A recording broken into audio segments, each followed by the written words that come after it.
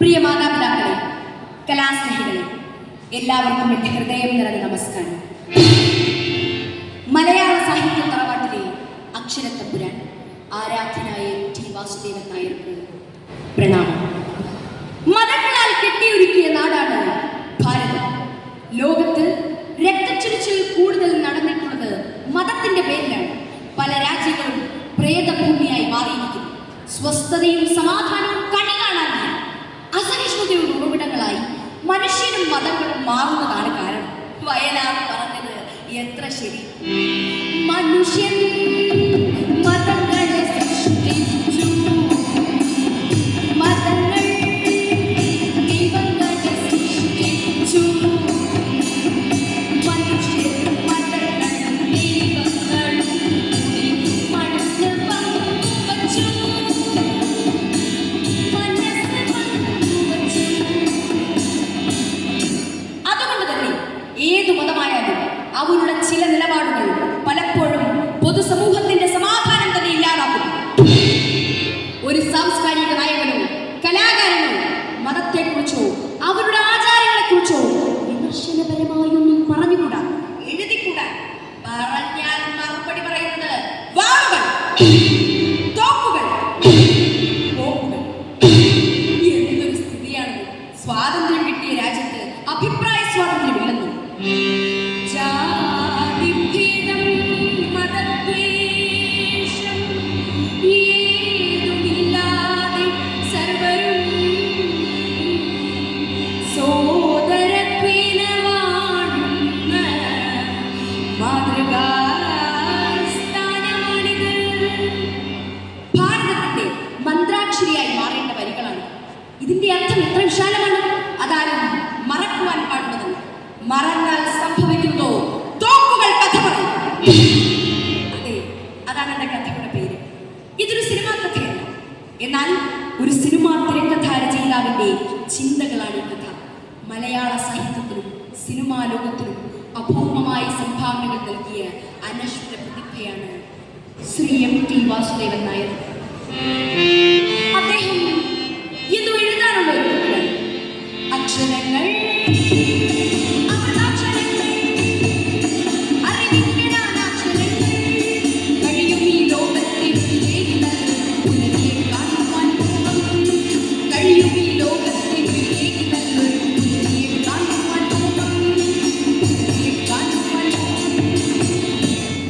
പൊന്നാനി താലൂക്കിലെ കൂടല്ലൂർ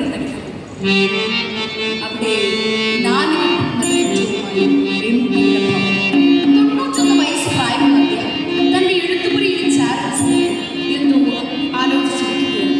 മുന്നിലുള്ള മേശമേൽ ഒരു പുസ്തകം, പള്ളിവാളും കാൽച്ചിലും. ഈ പുസ്തകമാണ് 1973 സിനിമയായി പുറത്തിറങ്ങിയത്. നിർമ്മാല്യം. പ്രശസ്ത നടൻ PJ ആന്റണിക്ക് ആദ്യത്തെ ഭരത് അവാർഡ് നേടിക്കൊടുത്ത ചിത്രം. MT ആ പുസ്തകം ഒന്ന് വിടർത്തി. മനസ്സിൽ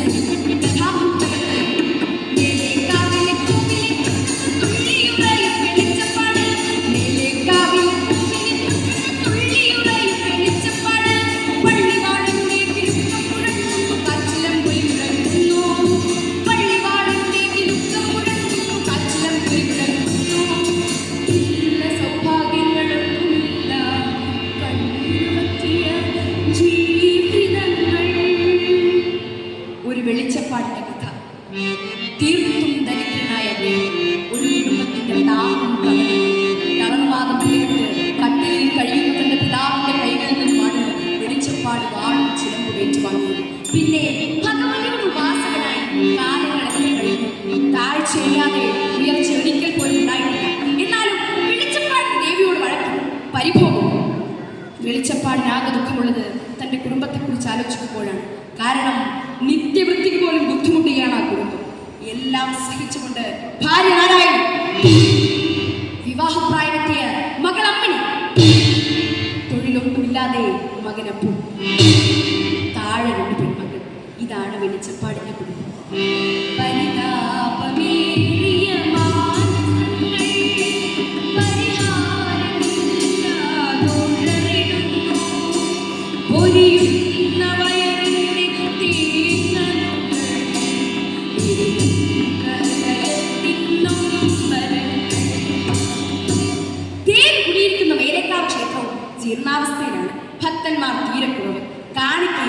നേർച്ചയില്ല, ചുറ്റും വിളക്കില്ല. ദാരിദ്ര്യം വരുമ്പോൾ വെളിച്ചപ്പാട് കടം വാങ്ങുന്ന ഒരാളുണ്ട്, മൈമുണ്ണി. ഇപ്പോ അയാളും പണം കൊടുക്കാതെ ഇതുവരെ വാങ്ങിയ രൂപയും ചോദിച്ച് അയാൾ നിത്യവും ആ കുടുംബത്തെ ബുദ്ധിമുട്ടിക്കുകയാണ്. അന്നും അയാൾ അകത്ത് വന്നു.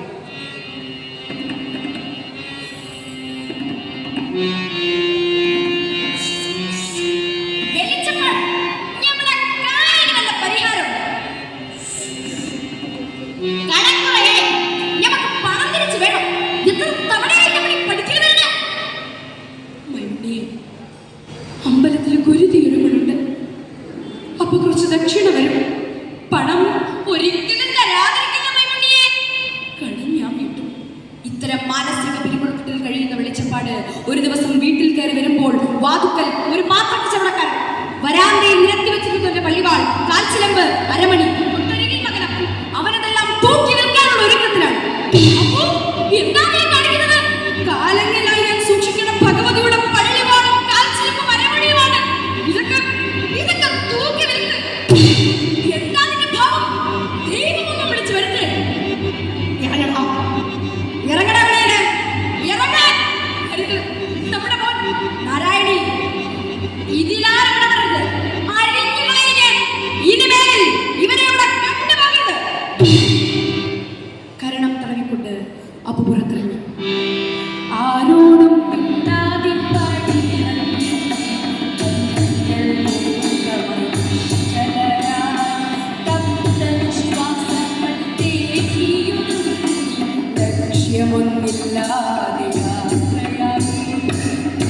അപ്പു മോനെ. നാരായണി കരഞ്ഞുകൊണ്ടേയിരുന്നു. നാളുകൾ കഴിഞ്ഞു. അപ്പുവിനെ കുറിച്ച് അറിവുമില്ല. നാളേറെയായിട്ടും അപ്പു ആ വീട്ടിലേക്ക് മടങ്ങി വന്നില്ല. അതീവ ദുഃഖിതനായ വെളിച്ചപ്പാട് ഒരു ദിവസം വാദത്തിൽ വന്നിരിക്കുമ്പോൾ അമ്പലവാസികളായ കുറച്ചു പേർ കടന്നു വന്നു. വെളിച്ചപ്പാടേ, ദേവി കോപിച്ചിരിക്കണം. വാരസ്യാർക്ക് ദീനാത്രേ. ചെറിയ പനി പോലെ വൈകുന്നേരമായപ്പോൾ ദേഹത്താകെ കുരുക്കൾ. വസൂരിയ അമ്മേ ഭഗവതി, എന്തായി കേൾക്കണേ? 3 വർഷമായി മേലേക്കാവിന് കുരുന്ന് നടന്നിട്ട്. ആരോടാ പറയുക?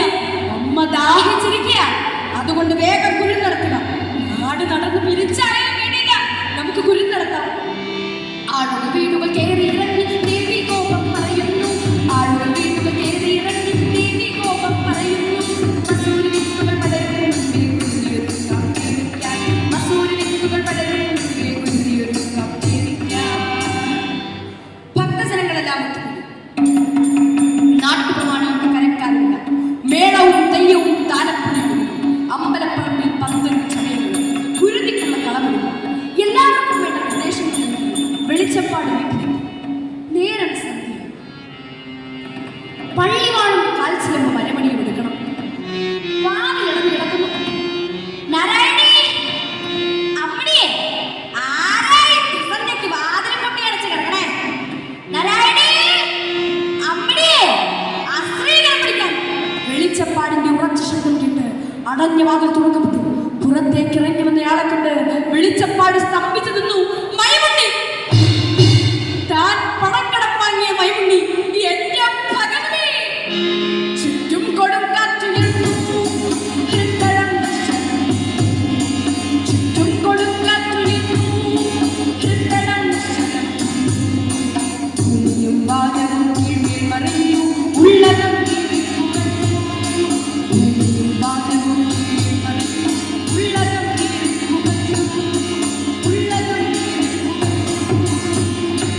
പ്രതിഷേധിക്കാൻ പോലും ശേഷിയില്ലാതെ തലകുലിച്ചു നിൽക്കുന്ന വെളിച്ചപ്പാട് മൈമുണ്ണി പതിയെ പുറത്തിറങ്ങി.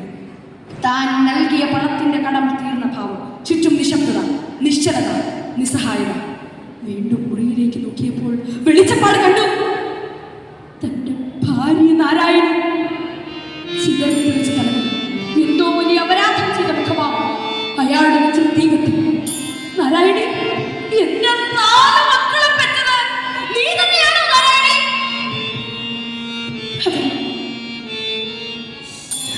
ഞാൻ തന്നെ. അന്യന്റെ മുഖം നോക്കാതെ വളർന്നവളായി ഞാൻ.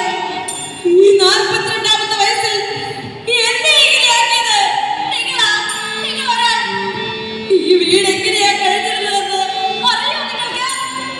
ഭഗവതിയെ രക്ഷിക്കാൻ നടന്നപ്പോ ഈ വീട്ടിൽ അടുപ്പിരുന്നില്ല.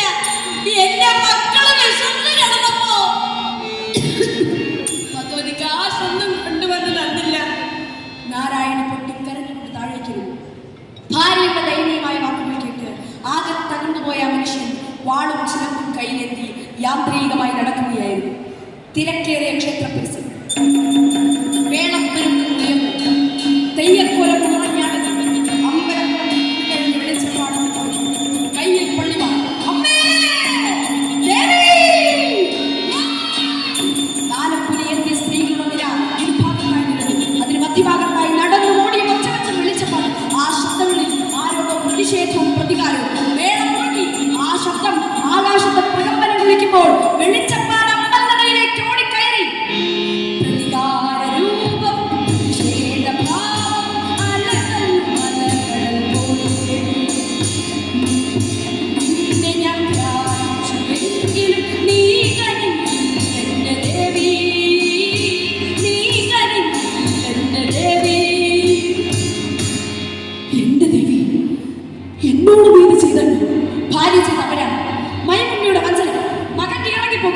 മകളെ കെട്ടിച്ചയക്കാൻ പറ്റാതെ അയാൾ പലതും ഓർത്തു. തന്റെ കയ്യിലെ പള്ളിവാൾ കൊണ്ട് നെറ്റിയിലാൻ വേണ്ടി രക്തമണക്കെട്ട് പൊട്ടിയതുപോലെ ചീറ്റി ഒഴുകി തന്റെ വായിലേക്ക് ഒഴുകിയെത്തിയ ചോര നക്കിയെടുത്ത് ദേവിയുടെ മുഖത്ത് ചുവപ്പുകളാണ്. അത് താഴേക്ക് ഒഴുകുമ്പോൾ തന്റെ കയ്യിലെ പള്ളിവാൾ അലക്ഷ്യമായി വലിച്ചു.